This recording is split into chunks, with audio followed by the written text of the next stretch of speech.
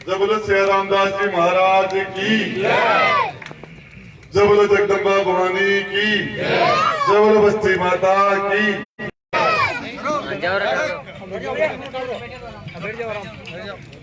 मंच पर विराजमान पूर्व जिला प्रमुख सरपंच साहब धानी बोर्ड की, विद्याधर जी गिल साहब, खाली जी गठिला जी, हरिराम जी, पंच साहब, महेंद्र जी से जितने मेहमान पधारे हुए हैं इस यात्रा में, मेरी 10-12 दिन से चलते हुए हम आपके इंद्रपुरा में पहुंचे।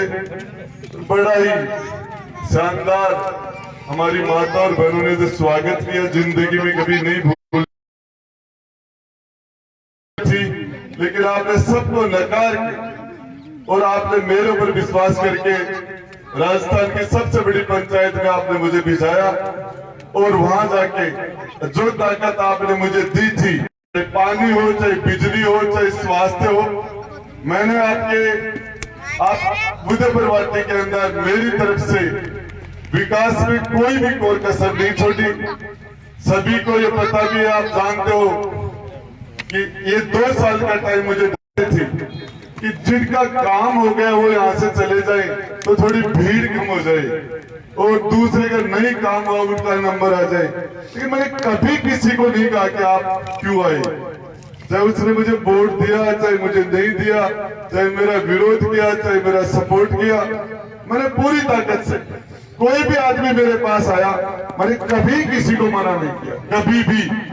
और इसके बावजूद मैं आपको बताना चाह रहा हूं, हमारे नौजवान ने बड़े ही विश्वास के साथ, बड़ी आशा के साथ मुझे वोट किया था, सपोर्ट किया था और मेरे लिए जान लगाई थी और मुझे राजस्थान की सबसे बड़ी पंचायत में भिजवा के वो सोच रहा था कि मैं उनके साथ कोई अन्याय नहीं होने दूंगा, उनके आगे बढ़ने के रास्ते बनाऊंगा, उनके लिए रोजगार के अवसर पैदा करेंगे। लेकिन हम ये नहीं कर पाए। मैं नौजवानों को बताना चाह रहा हूं, जैसा कि अभी कई रामू जी बता रहे थे, 215 थानेदार बनने थे और एक सेंटर के 200 थानेदार बन गए। इसका मतलब सेंटर बिक गया। बच्चे एग्जाम देने के लिए जाते हैं, कॉलेज में पढ़ाई करते हैं, तैयारी करते हैं, कोचिंग करते हैं, खर्चा करते हैं और माँ बाप देखते हैं कि ये बच्चा आगे बढ़ेगा, अफसर बनेगा, सरकार की नौकरी लगेगा, हमारे परिवार की मजबूती बनेगी, हमारा परिवार आर्थिक और सामाजिक रूप से सुदृढ़ हो जाएगा। लेकिन सुरेश जी मीना चौरा का भी मंच पर अभिनंदन, धन्यवाद। इस शोध पर आता है। तो आपको बताना चाह रहा हूं कि इस पूरी ताकत के अंदर वो नौजवान आज निराश हो रहा है। नौजवान की स्थिति यह है कि परीक्षा देने के लिए जाता है, 2-2 साल तक रात दिन मेहनत करता है, परीक्षा देने के लिए पूछता तो पता चलता पेपर आउट हो गया, पर्चा आउट हो गया। वो नौजवान ये सोचता है, दोबारा मेहनत करता है, पेपर बिक जाता है, सेंटर बिक जाते हैं।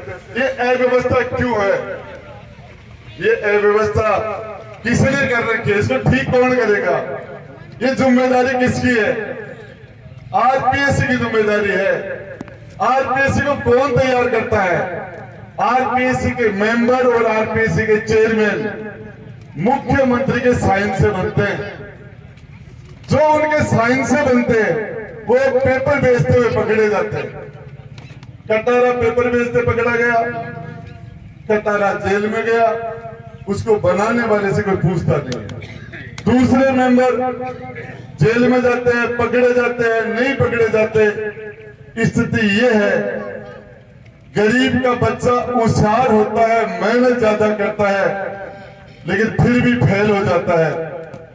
और मंत्री और अधिकारियों के बेटे डफर होते हैं, पढ़ाई नहीं करते, खराब होते फिरते हैं, रात को पेपर आ जाता है, पढ़ के पास हो जाते हैं, इंटरव्यू में सिफारिश हो जाती है, अफसर बन जाते हैं। ये अव्यवस्था, इसको ठीक कौन करेगा? ये नौजवान इस उम्मीद से, ठीक इसी तरीके से हमारी माता और बहनों ने मुझे आशीर्वाद दिया था। मुझे वोट और सपोर्ट से अपने आशीर्वाद से राजस्थान की सबसे बड़ी पंचायत ने भेजा था मुझे। ये प्रदेश भक्त शिरोमणि मीरा का प्रदेश है, जिस मीरा ने अपनी भक्ति के दम पर साक्षात भगवान कृष्ण की मूर्ति में सह शरीर समा गई थी। ये वो राजस्थान की धरती है, ये राजस्थान कर्मा का प्रदेश है, ये राजस्थान पन्ना का प्रदेश है, ये हाडी रानी का प्रदेश है। हमारी यहाँ की राजस्थान की नारियों ने हजारों की तादाद में एक साथ अपने मान सम्मान को बचाने के लिए आग में गुजारा करती थी। ये हमारा वो प्रदेश है, संसार के अंदर कहीं भी युद्ध हुए, युद्ध के बाद में सेकेंड वर्ल्ड वॉर हुआ, फर्स्ट वर्ल्ड वॉर हुआ, जर्मनी के अंदर सेकेंड वर्ल्ड वॉर के बाद में वहां की महिलाओं के साथ विजेता सेना ने बहुत बुरा किया, लेकिन उन महिलाओं ने मान सम्मान के लिए आग में कूदना बेहतर नहीं समझा। ये वो प्रदेश है जहां की महिला मान सम्मान से, जिंदगी से ज्यादा मान सम्मान को महत्व देती है, वो प्रदेश है राजस्थान। उसके अंदर राजस्थान हिंदुस्तान के अंदर महिलाओं के प्रति दुष्कर्म में पहले पायदान पर आ गया। उत्तर प्रदेश की जनसंख्या 25 करोड़ है, 25 करोड़। बिहार में भी हमसे दुगने लोग हैं, लगभग 14 करोड़। राजस्थान में तो मात्र 7.5 करोड़ लोग हैं। 7.5 करोड़ वाला राजस्थान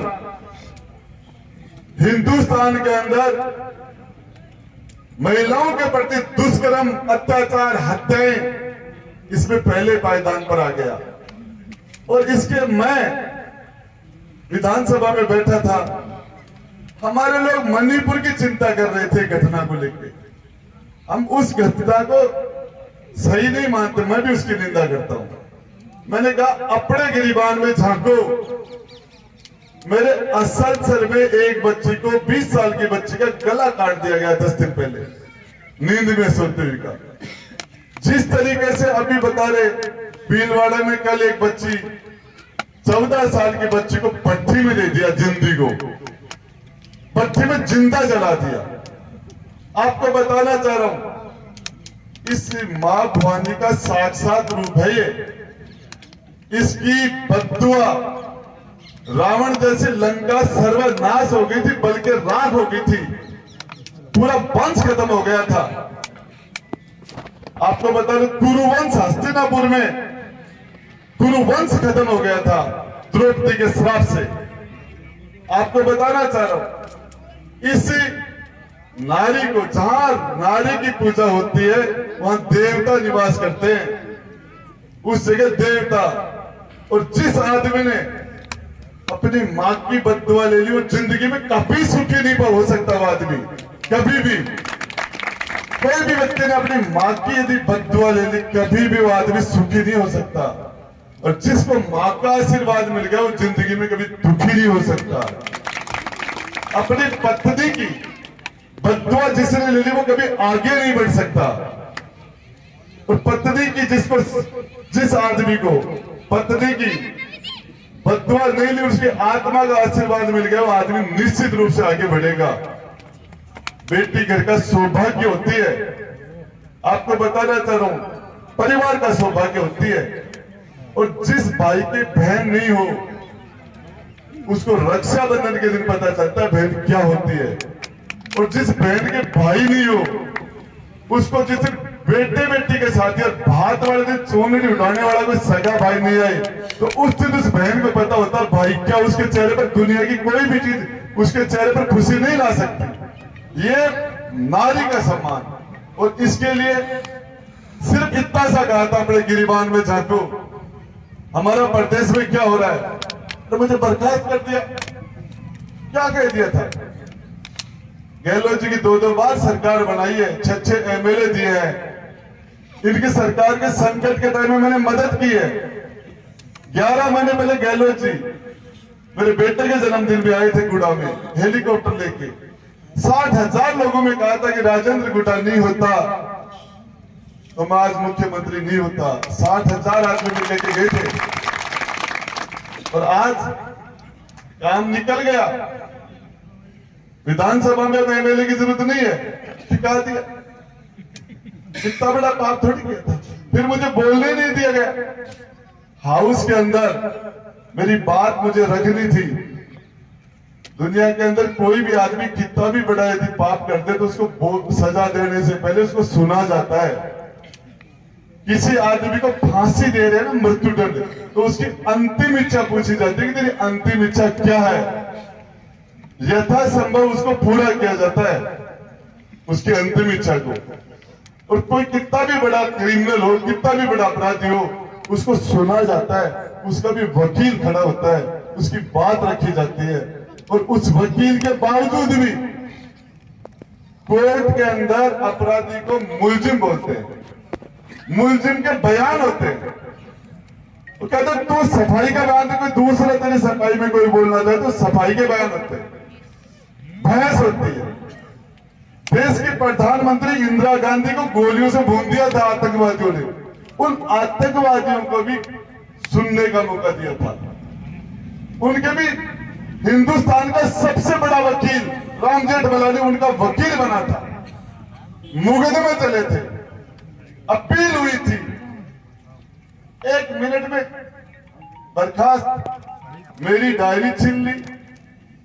विधानसभा के अंदर मैं गया, बैठने की जगह नहीं थी। मंत्री की कुर्सी पर बैठ नहीं सकता था, मंत्री था ही नहीं। मैं एमएलए के रूप में मेरे पास कुर्सी नहीं थी, कहां बैठता मैं। मैंने कहा यह कुर्सी मुझे उदयपुरवाटी की 36 कौम के भाई और बहनों ने दी है, किसी की खैरात में भीख में नहीं मिली मुझे। कांग्रेस और बीजेपी के आशीर्वाद से, अशोक गहलोत और वसुंधरा के आशीर्वाद से थोड़ी मिली है। उदयपुरवाटी की 36 कौम, वाल्मीकि समाज से लेकर ब्राह्मण समाज तक 36 कौम के भाई और बहनों के आशीर्वाद है मेरा। चेयर नहीं थी मेरी बैठने के लिए, माइक नहीं था। मेरी डायरी छीन ली गई। मैं जो डायरी को टेबल करना चाह रहा था वो नहीं करने दी। मुझे विधानसभा से निष्कासित कर दिया। करना उनको चाहिए था जिन्होंने डायरी छीनी। मेरा सेकंड लास्ट दिन था विधानसभा में।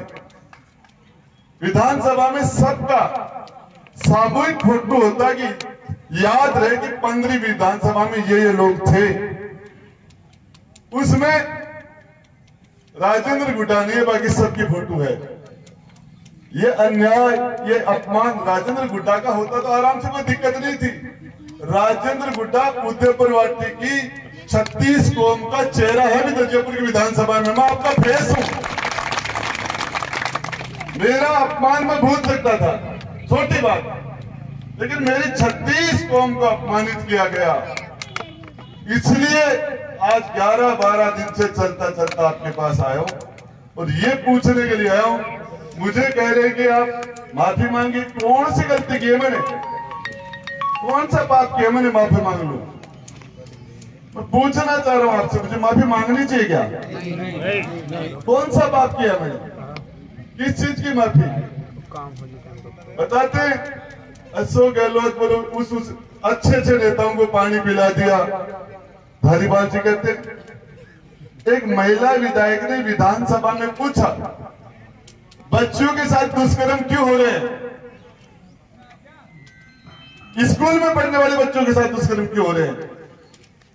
सरकार की तरफ से धारीवाल जी जवाब देते मर्दों का प्रदेश है। कार्रवाई तो उसके खिलाफ होनी चाहिए थी। ये मर्दानगी की निशानी, ये तो कार्रवाई तो बर्खास्त तो उसको करना चाहिए था। मैंने तो ये कहा कि माता और बहनों के मामले में किस मुंह से हम माता बहन के पास वोट मांगने के लिए जाएंगे, किस मुंह से नौजवान के पास जाएंगे? इनकी बददुआ, अब मुझे धमकी। पता नहीं जोधपुर में कोई मुकदमा हुआ, पिपाड़ यहां से 400 किलोमीटर 500 किलोमीटर होगा। मुलजिम वहां के हैं, जिनके साथ बदमाशी हुई वो भी वहीं के हैं, और मेरे बंगले में पुलिस। बोले इसके अंदर राजेंद्र गुड्डा तफ्तीश में, बोले उनको कैसे शामिल किया जा सकता है?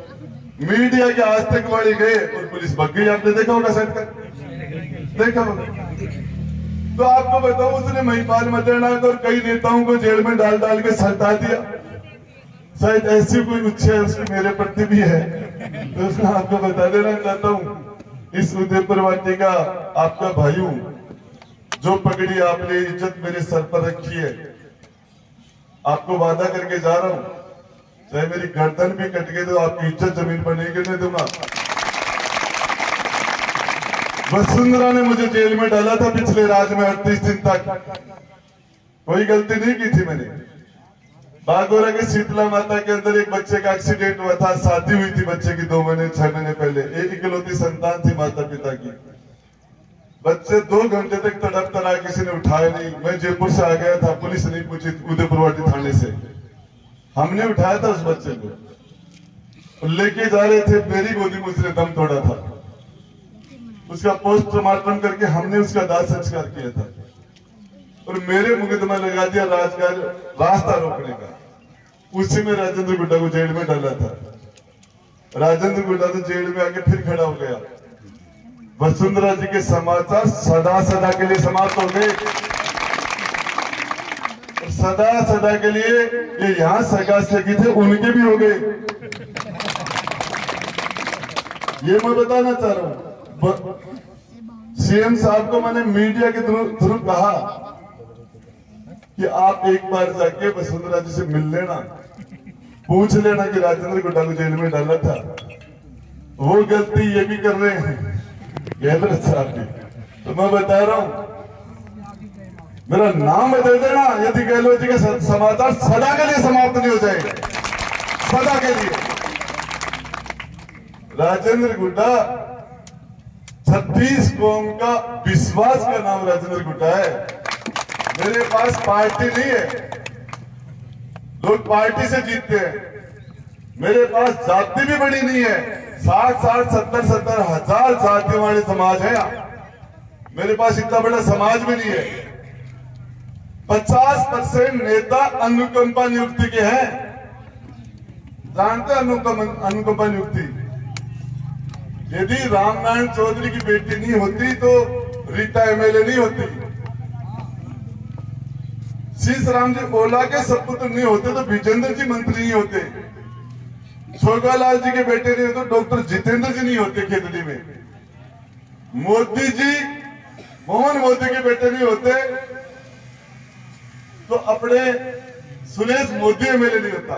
ये अनुकंपा नियुक्ति है। 50% से ज्यादा है, कुछ जाति से, कुछ पार्टी से। राजेंद्र गुड्डा आपके आशीर्वाद से गया है, आपके आशीर्वाद से, आपके वोटों सपोर्ट से। और मैंने मन बना लिया संघर्ष करने का, लड़ने का।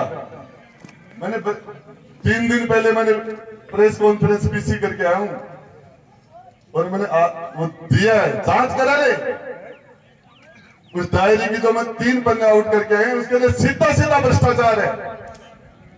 आरसीए के अंदर क्रिकेट के चुनाव के अंदर किस किस को कितने कितने पैसे दिए, टोटल भ्रष्टाचार है। बाकी के लिए मैं आपको किस तरीके से मुख्यमंत्री के घर से लिस्ट जाती है, इनको इंटरव्यू में पास करना है, तो तुम्हारी लिस्ट गई तो बाकी इंटरव्यू वाले तो फेल हो गए। वो तो फेल हो गए। वो बच्चे जो मेहनत कर रहे हैं उनका क्या होगा? पेपर आ जाते हैं। ये बच्चे क्या करेंगे? नौजवान रोज रोज 20-20 डेलीगेशन, 20-20 हद हो गई। आदमी कोई नहीं चाहता। कोई चाहता है क्या? विभीषण को भी रावण के खिलाफ बोलना पड़ा था जब हद कर दी थी सीता माता के साथ, तो उसने कहा सर्वनाश हो रहा है। मैंने तो इनकी 2 बार सरकार बनाई है, 2 बार राष्ट्रपति के वोट डाले इनके कहने से, 6 बार इनको राज्यसभा का वोट डाला इनके कहने से। इन संकट के टाइम में इनकी सरकार बताइए, संकट मोचन बन के। अशोक गहलोत तो मुझे कहते थे, सियाराम बाबा की तरफ हाथ करके कह रहा, मुझे कहा था राजेंद्र गुड्डा तेरे को तो हॉलीवुड में होना चाहिए था, तेरे को तो उस पिक्चर में होना चाहिए, राजनीति में कहा था। हॉलीवुड में नहीं, हॉलीवुड में होना चाहिए था। और आज पता नहीं टाइम निकल गया, आप सब लोगों ने ताकत दी और इस ताकत से मेरा लड़ने का हौसला 100% और बढ़ गया है। मैं आपसे वादा करके जाता हूं, इस उदयपुर वाटिका का मैंने मान सम्मान बढ़ाया है। मैंने कभी भी कुर्सी पर बैठ के मैंने कभी भी पक्षपात नहीं किया, कभी भी। मेरे पास मैं बैठा था तो मैं सच्चाई क्या है, मैंने इस पर काम किया। आप सब लोग ने बड़ी तादाद में, विशेषकर माता बहनों का विशेष आशीर्वाद रहा। धन्यवाद। जय हिंद।